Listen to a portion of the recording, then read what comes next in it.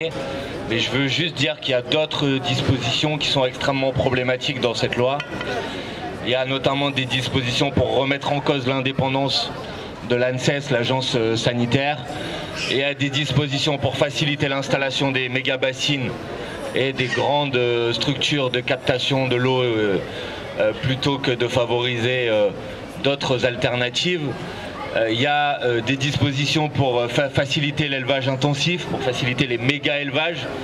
Donc évidemment la question des pesticides c'est la question la plus identifiée, la plus visible, mais il y a d'autres éléments dans cette loi qui sont extrêmement problématiques.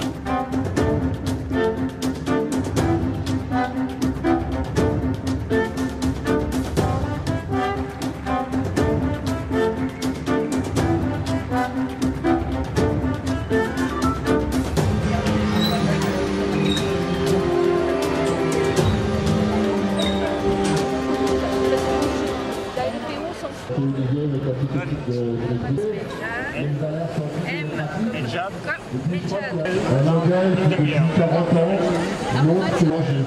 Donc il faut vraiment s'y opposer à cette loi, c'est très important. Et ça fait chaud au cœur d'être tous ensemble ici. Bonne journée à tous.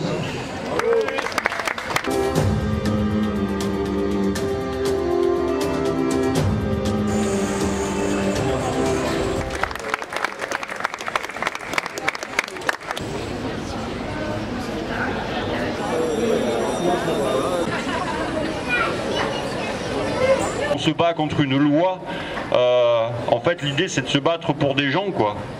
Des producteurs, des maraîchères et des maraîchers qui ont fait toute une carrière.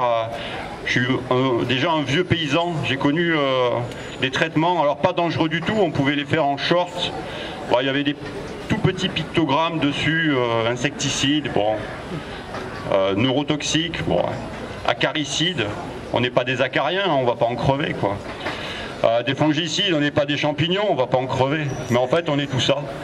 Vous le savez sans doute, on a été privé de débat à l'Assemblée nationale sur ce sujet parce que le rapporteur et les Républicains ont utilisé une méthode assez inédite. C'est-à-dire qu'ils ont rejeté en début de discussion leur propre texte pour qu'on n'ait pas l'opportunité de le discuter. Donc le texte a été officiellement rejeté par l'Assemblée nationale. C'est un texte qui vient du Sénat, il a été officiellement rejeté par l'Assemblée nationale. Et la semaine prochaine, il va y avoir ce qu'on appelle une commission mixte paritaire, c'est-à-dire une réunion avec des représentants du Sénat et des représentants de l'Assemblée nationale qui doivent désormais s'accorder sur une version de la loi avant qu'elle revienne en vote, en version définitive, à l'Assemblée nationale et au Sénat. Il y a clairement un détournement de la Constitution, puisque si l'Assemblée nationale a rejeté le texte, puisqu'ils ont voté la motion de rejet, normalement les personnes qui représentent l'Assemblée nationale en commission mixte paritaire, ils devraient porter comme position le rejet du texte. Et en fait, ils ne vont pas porter comme position le rejet du texte. Et donc s'ils portaient comme position le rejet du texte, il ne pourrait pas y avoir de commission mixte paritaire conclusive, puisqu'il y a la moitié c'est des représentants de l'Assemblée nationale, la moitié c'est des représentants du Sénat. Si tous les représentants de l'Assemblée nationale disaient bah, nous l'Assemblée on a rejeté le texte, on ne le veut pas, la CMP ne pourrait pas être conclusive.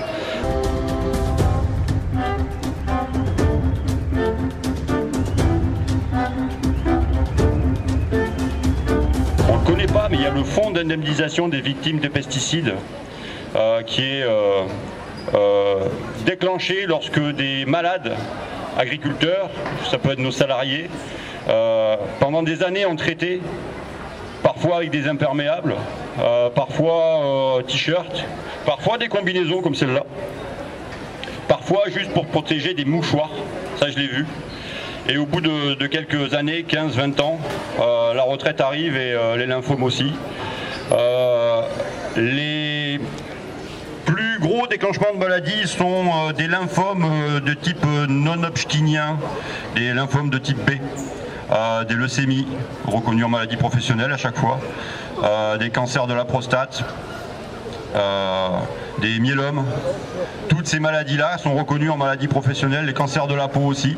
Maladies neurodégénératives, ben, c'est le lot en fait derrière ce qui se cache derrière les pesticides, derrière les slogans de la FDSEA, pas d'interdiction sans solution, se cachent réellement des gens, des cas concrets, ben, clairement des gens qui passent Noël à l'hôpital de Nîmes, dont on sait pas, dont la famille ne sait pas et les amis ne savent pas s'ils seront là l'année prochaine.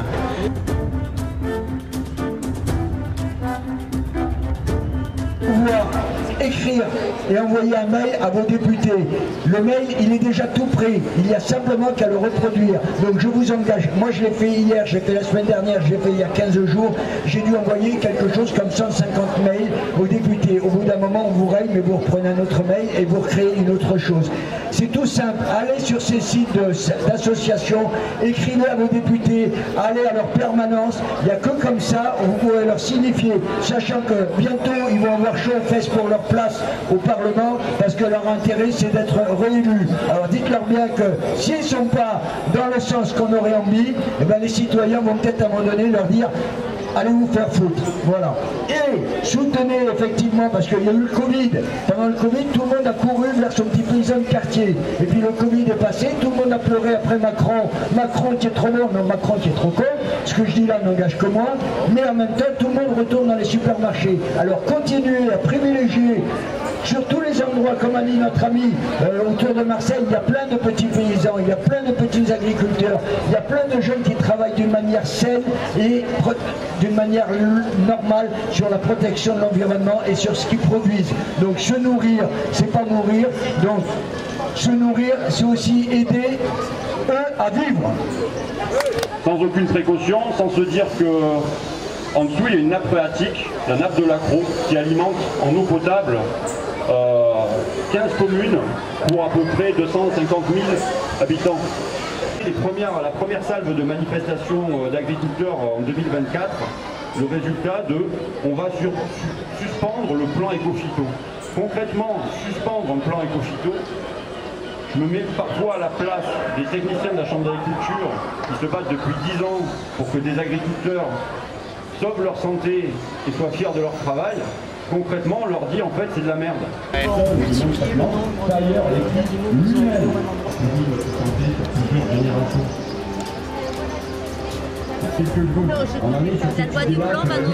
Mais j'espère aussi évidemment que tous les députés de gauche vont voter contre la loi. Et après, bah, ça se joue dans le bloc dit central. Donc si vous avez, il y en a plus dans le département. Mais si vous connaissez des gens qui ont des députés dits macronistes ou du bloc central, c'est eux qui vont faire la décision sur ce sujet.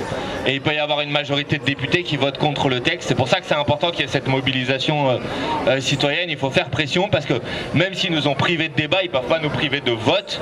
Et donc après la commission mixte paritaire, il y aura un vote à l'Assemblée nationale. Ça va être le moment décisif. C'est pour ça que c'était important qu'il y ait ces mobilisations avant.